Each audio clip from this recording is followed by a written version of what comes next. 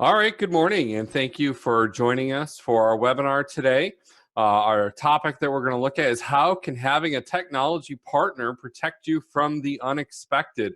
We've had a lot of unexpected events happen in the last few months, the beginning of 2020 here with coronavirus and having to switch to a work from home environment.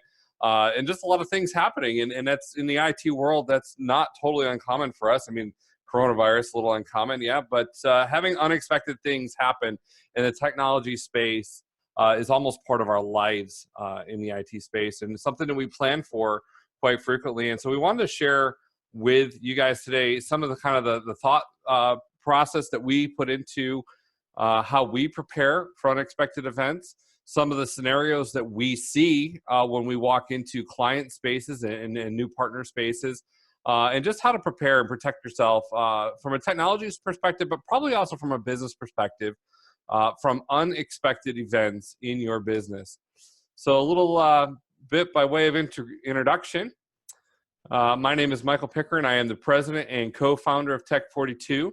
I've been doing this technology thing for a little over 25 years now, mostly in the consulting space, helping other businesses solve their technology problems.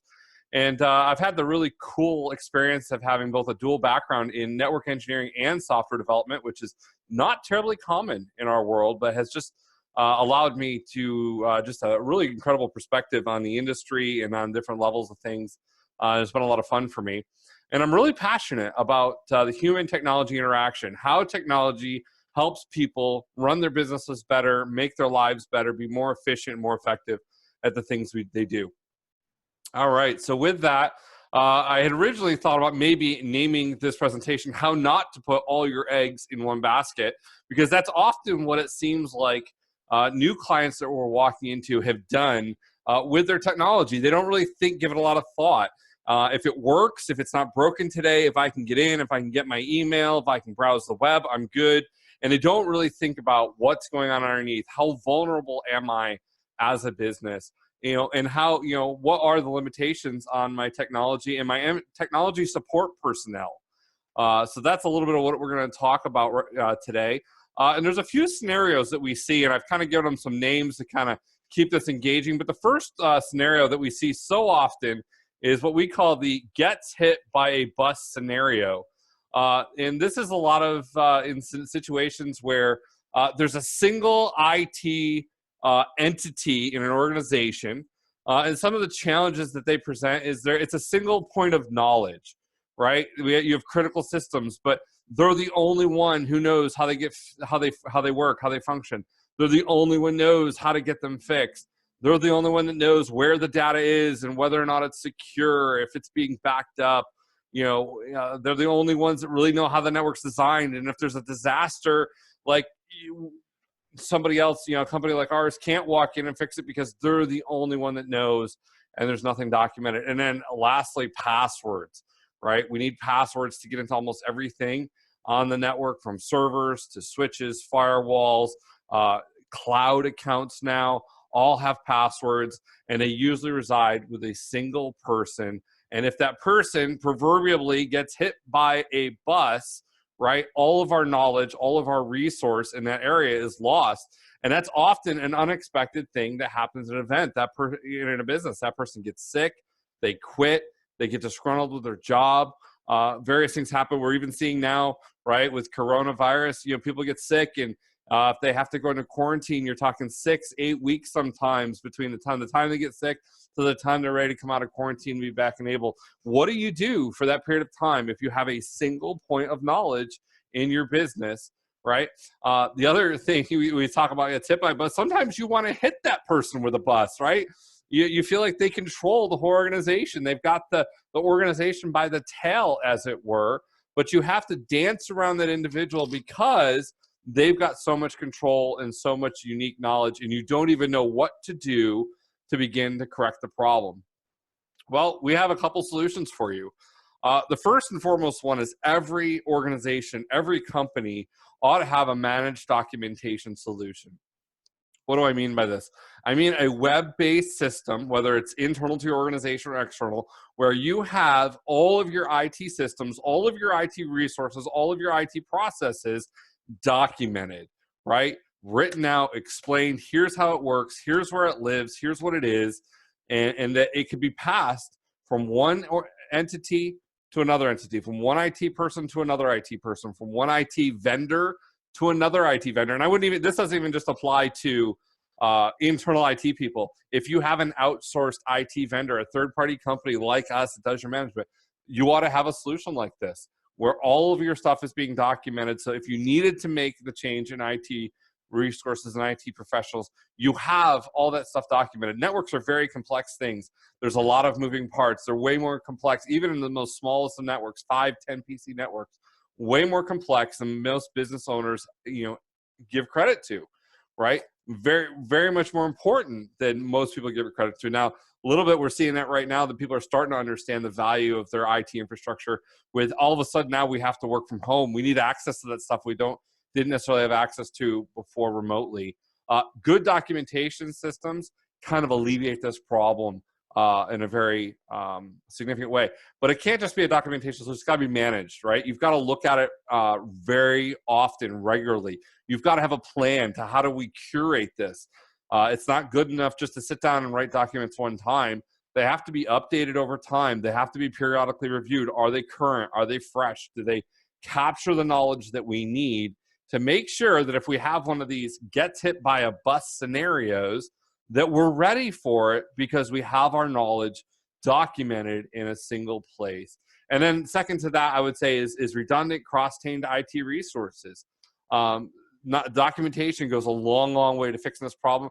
But at the end of the day, if your IT resource does get hit by a bus, they catch a coronavirus, or they get sick, or they're disabled, or they're out of work, whatever it is for a period of time, how do we transition and continue to keep the business operating through that period of time or after that period of time? You need to have a cross-trained IT resource. That can be a single person on site and then partnering with a company like Tech42 to be your secondary resource. It could be multiple people in your organization and making sure that they're cross-trained. And let me tell you, business owners, that doesn't happen organically. IT people do not do this organically and naturally. You have to make them do this. You have to put metrics in place. You have to discuss the standards of how this happens, and you have to manage this process. Do not assume that your IT resources, your IT personnel do this automatically. They don't. IT personnel actually do the exact opposite. They're very territorial. This is my area. This is my playground. Don't touch. Stay out. This is my job security. But that is the absolute worst thing for your organization could ever do. And it's something we actively talk about and fight against inside of our own organization, because our IT people are the same way. They can tend to be that way unless forced to say, hey, you must be collaborative. You must work together. You must cross-train. And we've worked very hard to create a cross-trained collaborative culture in our organization. So that's the solution to the gets hit by a bus scenario. The second one we see, I call the little Dutch boy scenario. Hans Brinker wrote this story years and years and years ago about the little Dutch boy who discovered that there was a leak in the side of the dike, and that if it didn't get stopped, that it was going to flood and destroy his entire community. So the story is, he just very bravely went and put his finger in the dike and waited all through the night, freezing cold, and waited for someone to show up tomorrow, the next day, to repair the dike. And he saved his whole village. The problem is in our world, the little Dutch boy never gets rescued. The little Dutch boy puts his finger in the first hole and then waits overnight, and nobody shows up. And then all of a sudden somebody calls and says, hey, we got another leak over here. So he puts another finger in and another finger in. And before you know it, our little Dutch boy, our IT person, IT team, has all 10 fingers and all 10 toes in holes in the dike. And then what happens is the 11th, or the 21st, maybe hole springs, right? And now what do? Well, I'm going to pull a finger out of one and put it in another, because I can let this one leak for just a little while. But he learns, the team learns how to manage all of these holes in the wall. And what happens is your IT person or your IT team becomes your high availability strategy. And this kind of plays back to gets hit by a bus as well, but it's a little bit different phenomenon. They're your high availability strategies. They are your backup plan. They are your disaster recovery and incident response plan. And if for some reason they're taken out of the scenario, all of a sudden it's not just the documentation, the knowledge they have, It's all the balls that they were juggling, all the holes that they had plugged with their fingers, rather than really implementing good strategy, rather than having a good written plan, rather than having a good written process in place. They're doing it all very manually. And it honestly, this happens very organically, very much with the best of intentions, right? It's just, oh, I got to fix this. I got to fix this. I got to make sure everybody's working today. I got to make sure the boss has his email. I got to make sure the accountant has access to QuickBooks, all these kind of things. And they don't even always realize how much they are depending on their fingers and toes, right? They're being available to keep things from happening rather than creating strategy, processes, and procedures around that.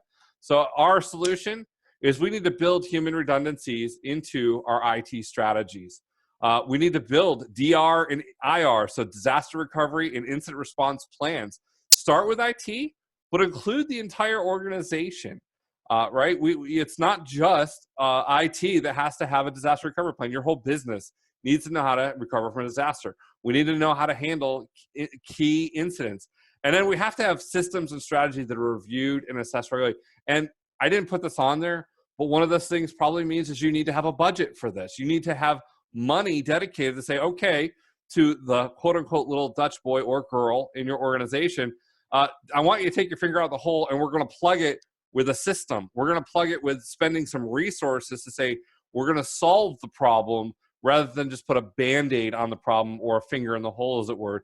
So it takes budget, takes planning, design, takes intention of doing that. And that's a place, again, where a company like ours can come in and help you say, hey, where does your IT person, your IT team have their fingers in holes they just shouldn't do it?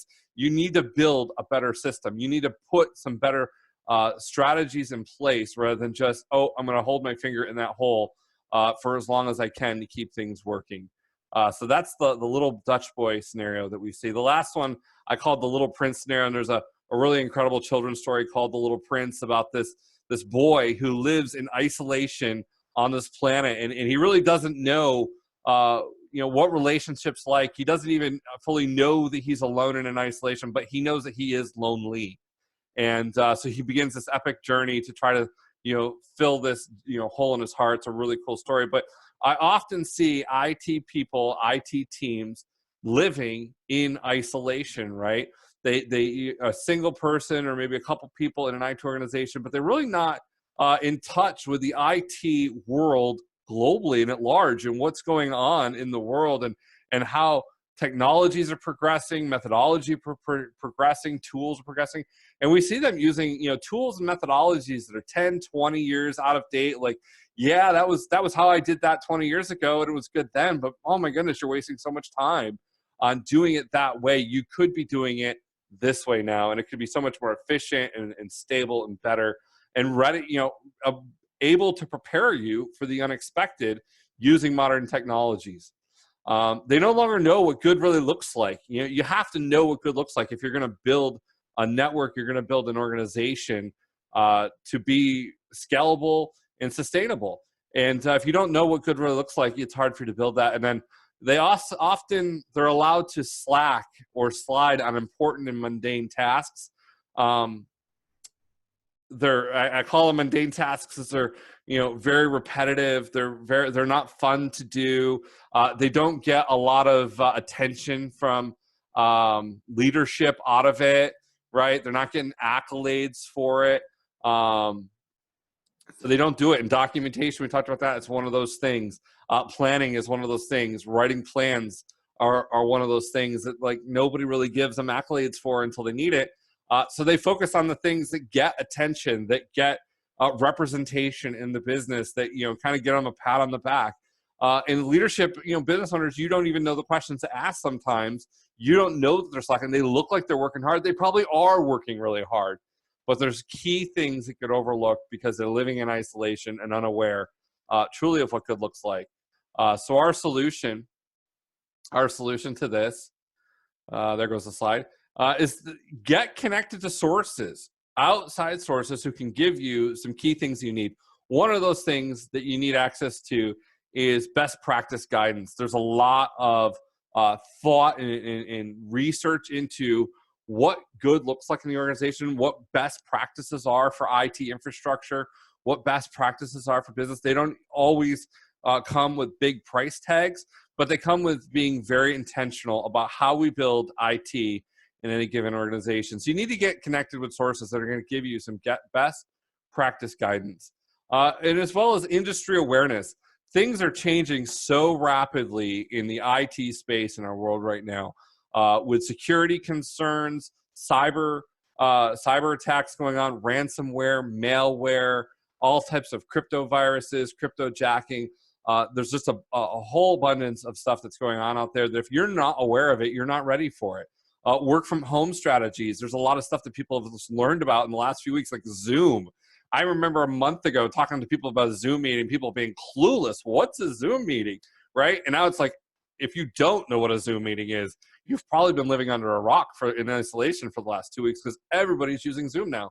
There are literally dozens and dozens of tools like this that are out there and available to your organization to allow you to be more effective, more secure, more scalable, safer, all these things that only come if you have a source to make you aware of the industry and aware of what other businesses are doing and how they're doing it, how they're using these resources and tools in their businesses to be the most effective.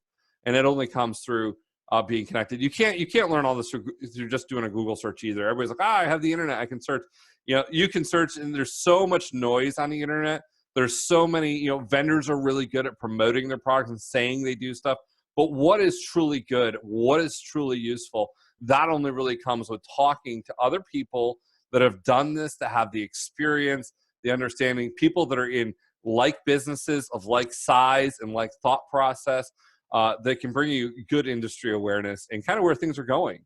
And then also diversity and expertise. And this is one of the things that is almost impossible to create with a internal IT person, IT team, especially if you got less than 5 people on your team, which most small businesses can't even afford that many. Diversity and expertise, so you need to get connected to resources that can give you that one way or another. It's really hard for a single resource in an organization to be an expert on servers and workstations and cloud infrastructure and security, work from home solutions. They're very different thought process. They're very different technologies in many ways. There's a lot of divergence there. It's hard to be an expert in most. So in our organization, we have people that focus on those different areas, people that have different interests, different gifting skills in those different areas, and we focus and train them in those different areas.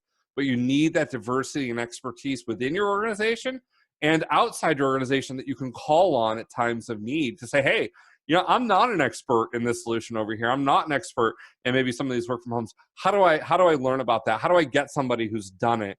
So that I'm not just trying to Google search my way through it, but I can really understand early what are the risks involved, right? What are the landmines that I want to avoid in setting up the solution? How do I make sure that what I'm doing, I'm being secure through it, that I have redundancy through it? All these kind of things that really require you to be connected to a larger IT world. And again, let me tell you that business owners, IT people don't naturally do this. IT people, most of us tend to be more introverted. We tend to be more isolated and separated. We like being alone in a dark room with a screen. We're a little strange that way. We kind of have to be forced kind of to get out of that shell, to connect with the world around us, to learn and grow. And so these are things that you can do to implement in your team to kind of help you through this little prince scenario of isolation. So lastly, I want to share with you what I call the Tech 42 scenario.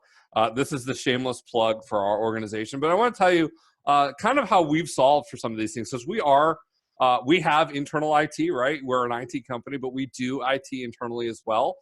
We have to maintain our own networks, our own systems, and we have all the same challenges in our organization. We have all the same pitfalls that we can run into and have over the course of years. And so these are the things that we have done both internally, but we also look to do for the sake of our client base as well. So here's some of the things that we do. Industry awareness and best practice. I talked about how important those are. So we have weekly technical training for our staff, not monthly, not quarterly. We have weekly training where these guys are required to be improving their technical skill set. I don't care what size of an organization you are.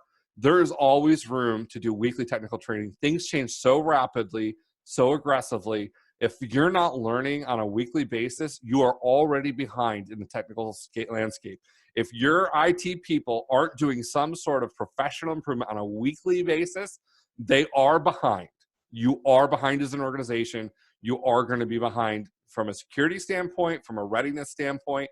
You need to train. I cannot emphasize that enough. And weekly interaction, this is something I do more from a leadership perspective, but weekly interaction with peer organizations. I'm involved in an owners group. I got 11 other guys that own businesses just like mine that I interact with on a sometimes a daily basis, but a very minimal weekly basis. And we discuss strategy. We discuss, hey, how are you solving some of the problems that we're seeing?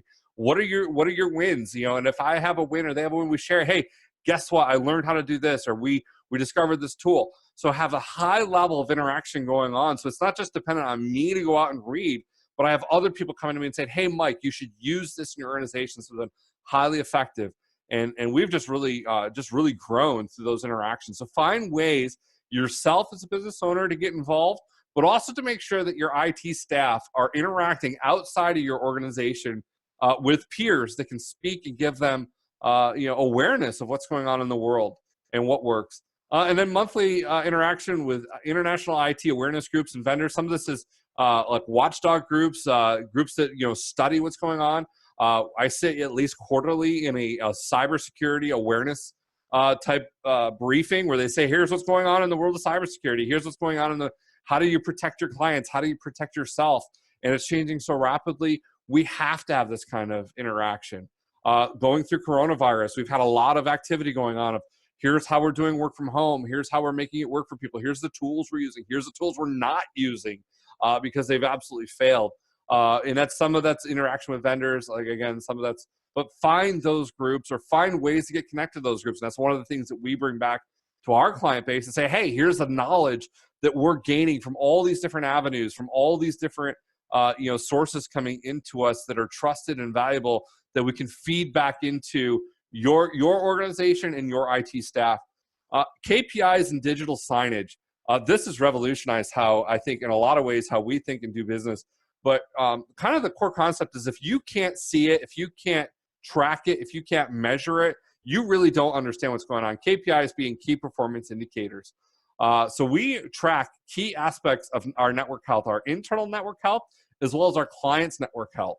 And we do that not just through a system that monitors it, but we have digital signage. We have big screens up in our office all the time. We have monitors in offices. We have big digital screens, projector screens in different places, showing these in real time to our staff. So if something shifts in our network, if an event's taking place, we see it and it's unavoidable. And we even have, in some cases, where gauges turn red, they start to ding, stuff like that. I mean, if you've ever seen a movie where it shows like a NASA control center or something like that, that's what we're going for in our organizations. We want to have that kind of visible, awareness of what's going on in networks. And if you don't have that kind of awareness of what's going on in your network and in your business, you're probably missing a whole lot of what's happening.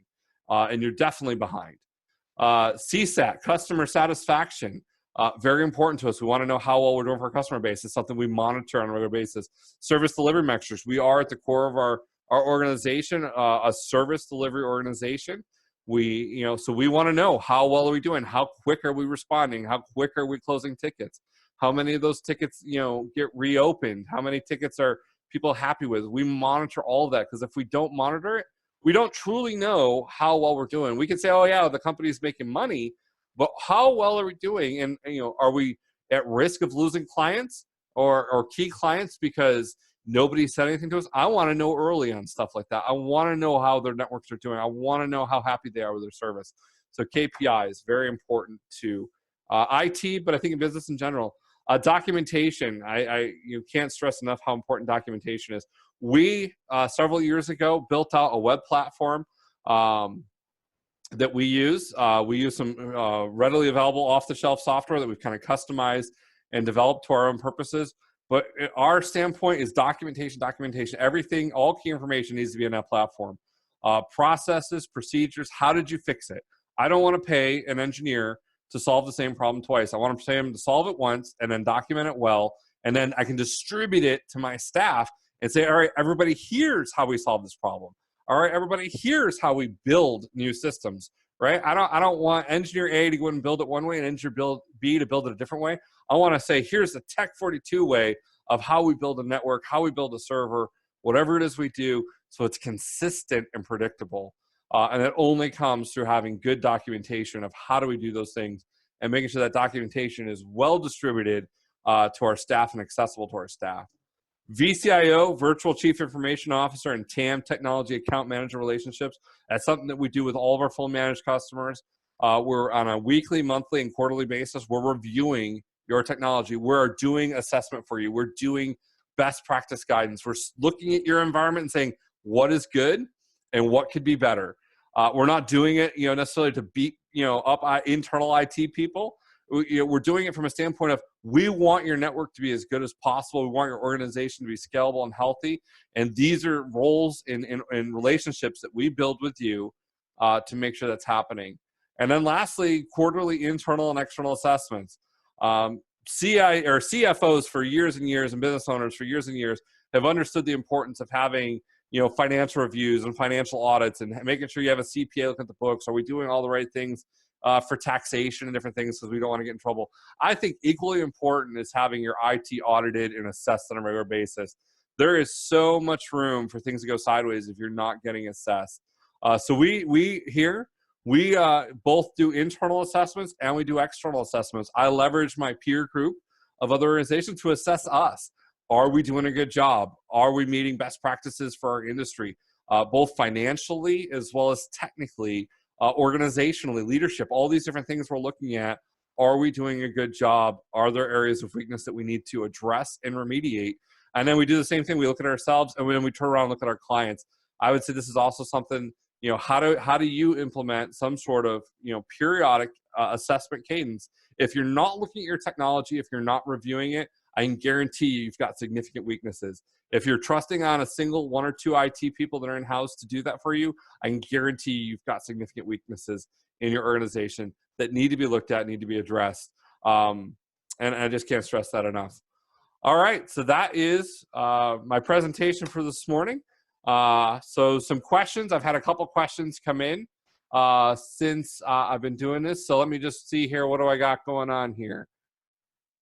Any recommendations on a certain documentation system you've used? Do you train on how to use it? So we've used a system by a company called Atlassian. The product's called Confluence.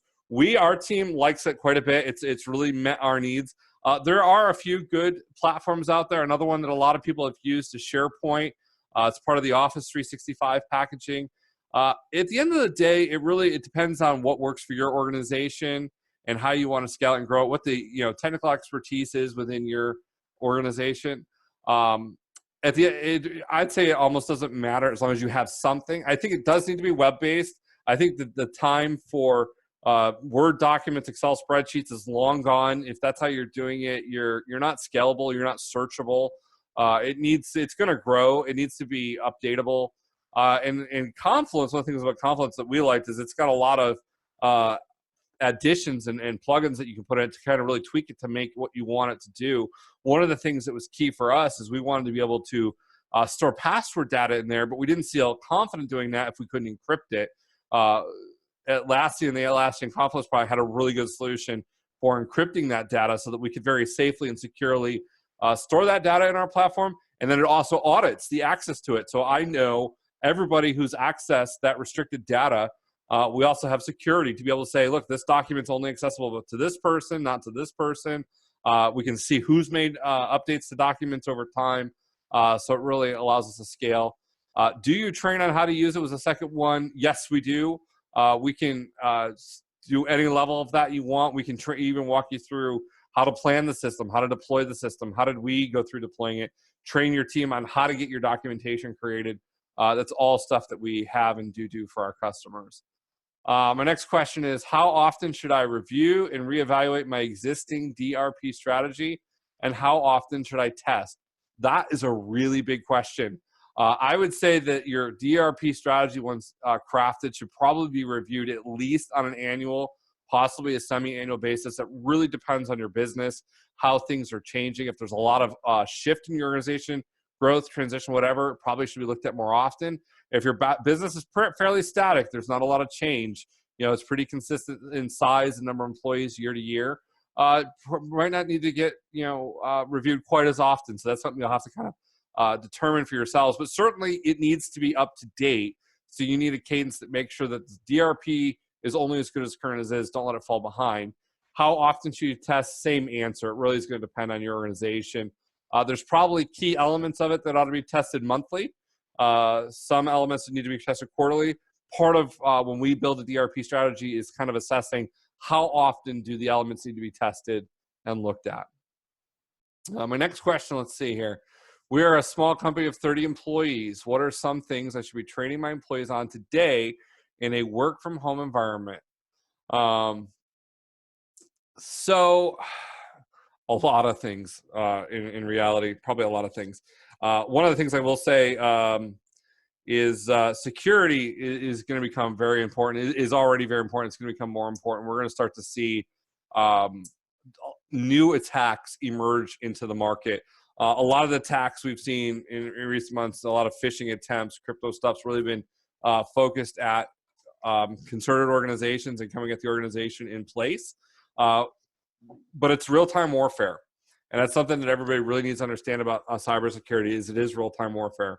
The people who are the bad actors on the malicious side of this are full-time employed to try to find weaknesses in businesses and exploit businesses. And there's multiple levels of that economy.